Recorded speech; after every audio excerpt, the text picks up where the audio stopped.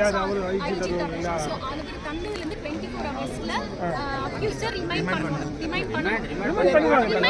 இப்போ அவர் ப்ரெஸ்ஸில் கொடுத்ததுக்கப்புறம் நாங்கள் கூட்டத்தை கலைச்சிக்கணும். அதுக்கப்புறம் அவங்க ரிமைண்ட் பண்ணதுக்கப்புறம் தான் நாங்கள் வந்துட்டு பாடியை வாங்குவோம். சரிங்களா?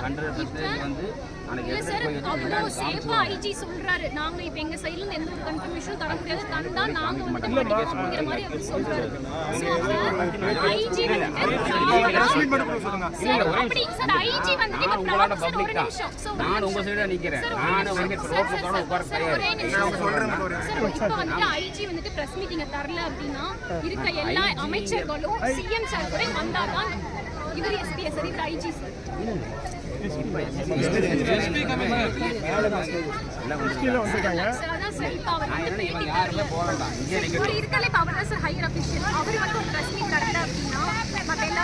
எல்லா அமைச்சர்களும் வரட்டும் சார்.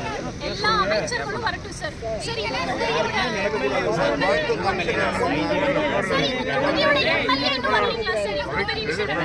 சார் டிவிக்கு யாராவது இருக்கீங்களா சரிங்க?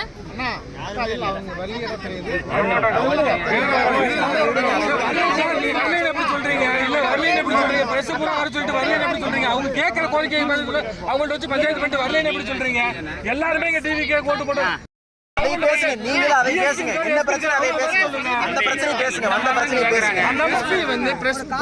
உள்ளதா இருக்காங்க.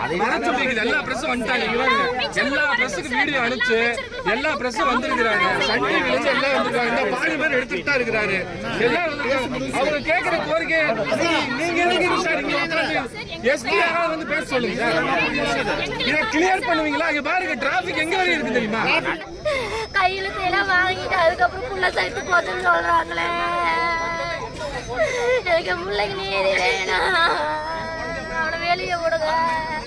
அவனை வெளியே விட்டு எல்லாரும் சேர்ந்து அவனை கொல்லணும். பொம்பளையும் விடக்கூடாது.